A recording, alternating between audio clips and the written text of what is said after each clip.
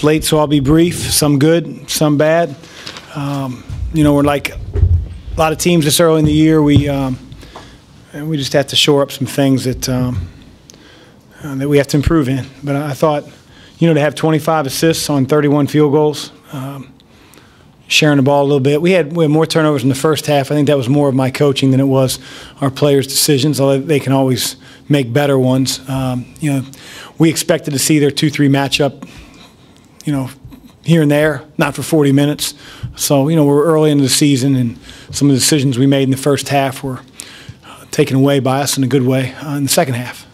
We were more fluid and understood what we wanted to attack. So with that, we have a huge challenge on Thursday against a really good team. I know they have some new players, but one of the best players in the country, in Ethan Happ. So all our attention will turn to Wisconsin. Chris, throughout the course of the season, you're obviously going to have to win a bunch of different ways. Friday, you kind of shot the lights out. Tonight, you grounded out. It was a static game, tightly officiated.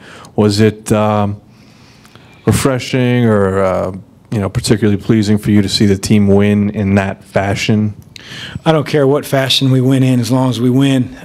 But you do want to see improvement from game to game. I thought our turnovers, despite the first half, were down. We had 10 until, Leighton likes to throw one every once in a while at the end. But, we had 10 versus whatever we had, 16, 17 in game one.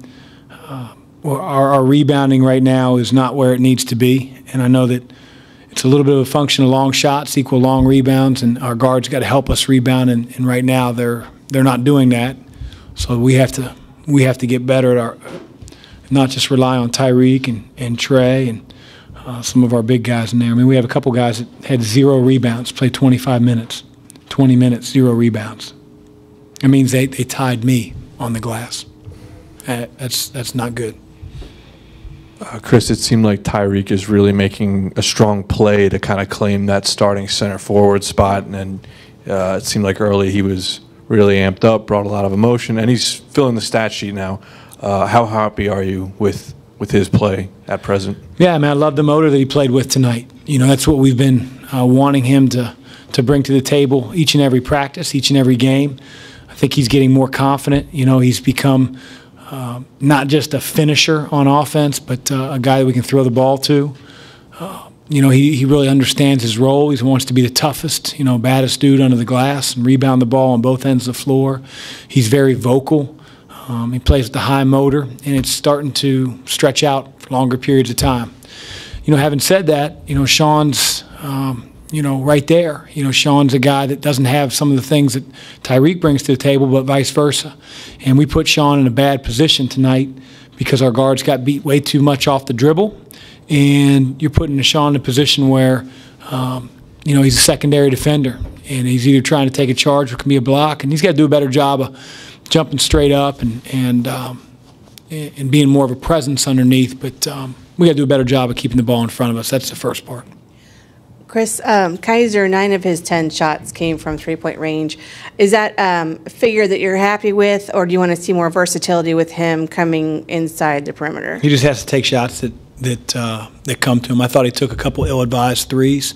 I'm not going to go through each shot by shot and define what I want out of him. I just want him to take open shots, and whatever's created for him, shoot the ball. Nobody says he's not allowed to go get a ton of offensive rebounds or drive the ball if he has a bad closeout, but he has to make really good decisions, and so far he's done that. Just thought a couple, quick shots that he needs to pass up so his percentage will be a little bit higher.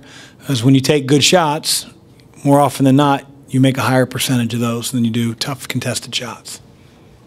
Going back to Tyreke real quick, he was 5 of 6 from the free throw line. Also had like a nice little floater in the lane early in the first half. How much has he worked on his touch and expanding the rest of his game? And have you seen improvements in the preseason in that? I'll tell you what, I don't know if I've ever been around a player that's put more time into free throw shooting than Tyreke. I mean, if you guys will remember, I think it was our exhibition game last year. He was hitting the glass. I know it was a little bit of nerves, but, he never really got comfortable at the free throw line. And he's going to get fouled an awful lot because of, how much he pursues the ball. And he's a magnet when, guys go down the lane and he drops it off. He's going to get 2 and 3 defenders jumping at the ball. And he has spent so much time on his own after practice shooting free throws. And it shows. You know, he's more confident, he's more calm. And not only at the free throw line, but I also think when he catches the ball in the post, he's slowed down quite a bit. And, you know, that's what usually happens when you go from freshman to sophomore year. And it's good to see because he's putting a lot of time to be a better free throw shooter. Edmund Sumner was here tonight. Did you know he was coming? Did he have a chance to talk to you or the team? Kaiser told me as we were going to the pregame. I'm the last guy that, you know, gets to find out. But, no, I saw him over there. I didn't have a chance to say hey to him. I'm not sure if he took off. He didn't come back in the locker room afterwards, so maybe he had to get back. But it's always good when you have former players in the building. We had a lot of them tonight, and we have a lot of them every time we play here, and that's why our program is family-oriented. Those guys are always welcome back. Was something bothering Nagi Marshall in the second half? His back's been tightening up a little bit. It's something he's been dealing with for the last week or so. He played through it against Moorhead. You know, he just, I don't know if he slept on it wrong or what, but we got to try to get him a little bit more limber and get a little bit more loose. I don't think he'll miss any time in games, but, you know, we need him to be out there to rep things in practice, and so hopefully we can get him all healed up 100%. Chris, regarding Wisconsin, I'm wondering how you evaluate the relative value of that game because, you know, you could check off a nice box on your resume early in the season and, you know, a loss also is not going to by any means define your resume at this point. Mm-hmm. So how do you evaluate the value of this game? Well, I mean, it's a huge opportunity. You know, you don't often get, you know, Big Ten opponents that, number one, will play you. And the fact that, you know, we get to go up there so early in the season. You know, both teams are going to be far from a finished product, but it's going to be a great environment. You know, I've been a coach there twice against them, 1-1. It's a hell of a win when Josh Howard was with the Demon Deacons. Shout out to Josh. He single-handedly, man, he was good that year. But it's an awesome environment. You know, I don't know what it holds, 17,000, but it'll be filled. They're very passionate about their basketball program, as they should be. Coach Gard has taken the baton from Coach Ryan and not missed a beat. And so I know they have a younger team, but they're going to play Wisconsin basketball. They're going to shot fake you, bleed the clock, run the swing offense, and be physical on defense.